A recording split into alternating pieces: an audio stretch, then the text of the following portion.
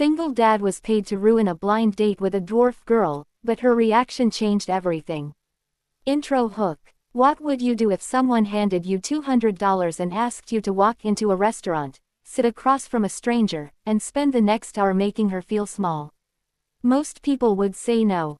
But Marcus wasn't most people that night. He was a desperate father with an empty fridge and a daughter who needed new medication by morning. So he said yes. And the moment he sat down across from Claire, his entire world quietly began to fall apart, and then, somehow, come back together. This is a story about a man who showed up to cause pain and left carrying something he hadn't felt in years. It's a story about a woman who had every reason to walk away but chose something harder, something rarer. It's a story about what kindness can do when it shows up in the last place anyone expects it. Subscribe call out. Before we dive in, if stories like this one move you, make sure you subscribe to Heartfelt Moments right now. Hit that like button. Drop a comment below telling us what kindness has meant in your own life, and share this with someone who needs a reminder that good people still exist. Okay, let's get into it. Main story. Marcus had been a single dad for 3 years, ever since his wife left on a Tuesday morning without so much as a note on the kitchen counter. He was left with their 6-year-old daughter, Lily, a pile of bills, and a silence in the house that never really went away. He worked 2 jobs. A warehouse shift during the day and a night gig delivering groceries, but the overtime still wasn't enough. That month, the hot water heater had broken, the car needed new tires, and Lily's prescription had gone up in price without any warning. So when a coworker named Derek pulled Marcus aside one afternoon and offered him $200 cash to mess up a blind date, Marcus didn't laugh it off like he normally would have. Derek explained that his buddy had set him up with some woman he didn't want to meet, but he didn't want to cancel and look rude.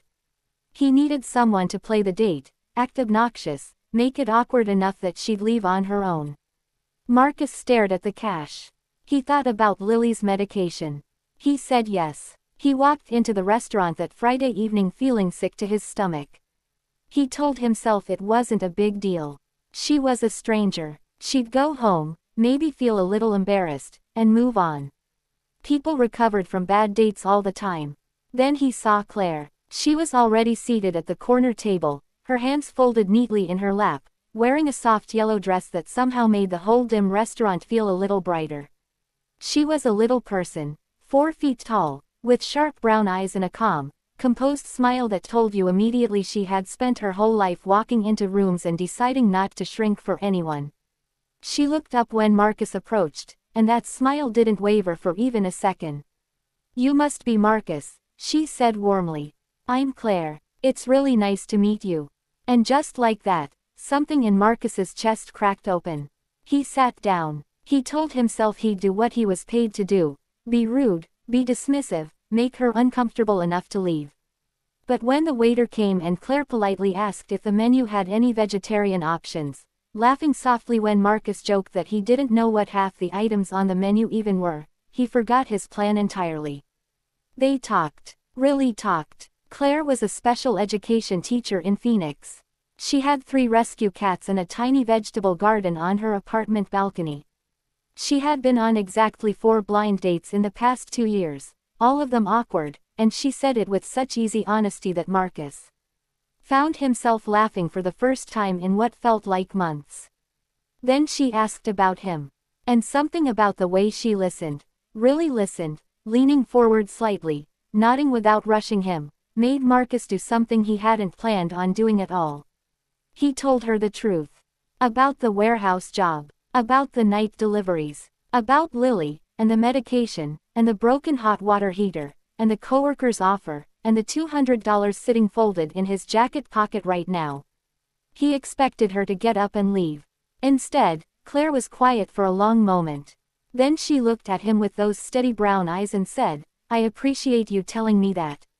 That took courage. And for what it's worth, I've had worse dates where the guy wasn't even honest enough to admit he didn't want to be there.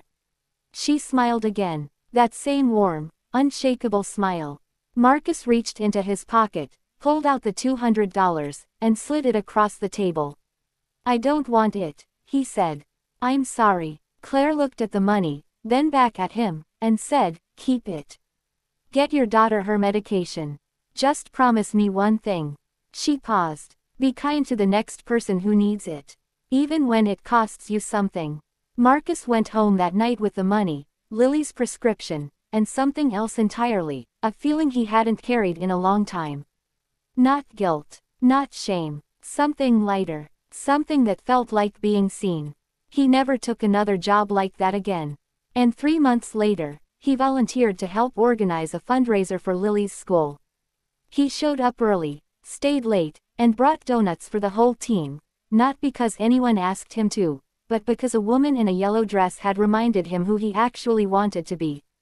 Closing. Kindness isn't always easy. Sometimes it costs you something. Your pride, your comfort, your time, or your excuses. But as Marcus learned that night, and as Claire already knew, the moment you choose it anyway is the moment everything starts to change. Be the person who chooses kindness, even when no one is watching, even when you're exhausted, even when you've made a mistake. Because you never know whose story you're about to quietly save, including your own.